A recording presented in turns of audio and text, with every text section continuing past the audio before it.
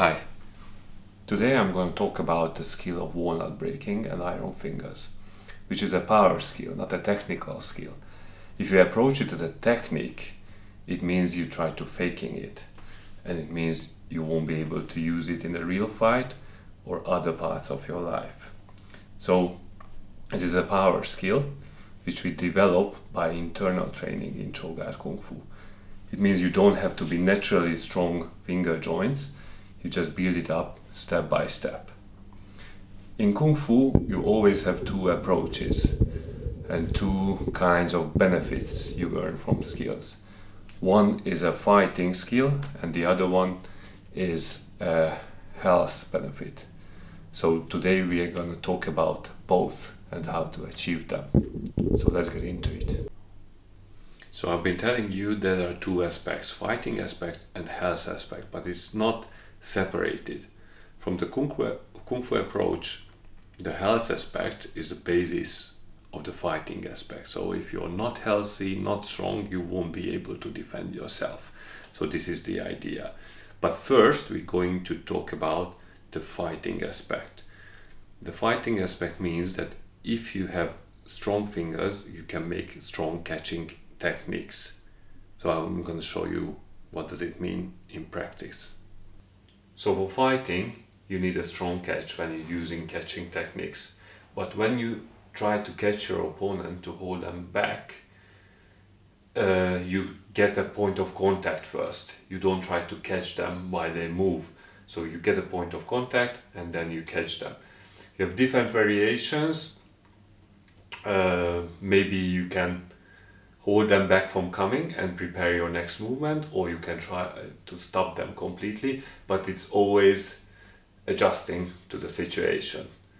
So I'll show you he's trying to attack me somehow, and then you catch him, move him away. But what happened here? I get a point of contact and I got him.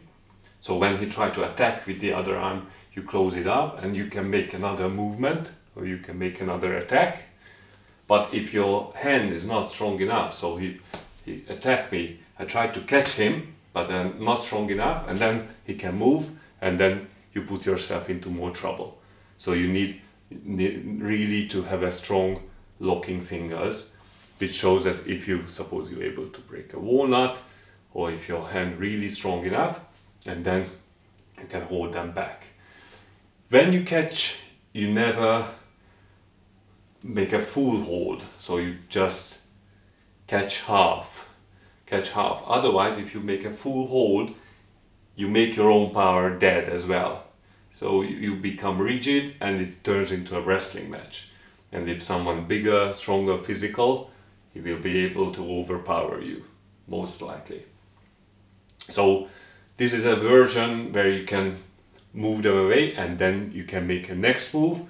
You can hold them back even if they attack you, and then hold the throat, suppose. This keeps away most of the people, unless if someone have a good foundation like him, and then he can take it with the throat if you have an iron throat. For more information, you can check out the video about the iron neck. So talking about other aspects, why to have strong and healthy hands, is that you have other possibilities how to use except fighting. More likely you're not going to use it for fighting if you're lucky. If you suppose you want to make any treatment for someone, so like catching a muscle, you're making a massage or making other physical treatments, it's very useful that you have strong and healthy hands. Also when you are doing any gripping, or you have sports, or you're making sports, or you're making any physical work where you need a strong grip, it's quite useful to have the iron finger skill. Apart from that, is different when you train internally and you train physically.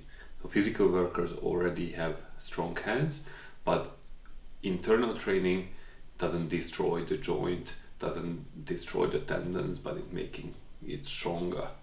So on the long term, your hands remain strong and healthy even when you get into an older age.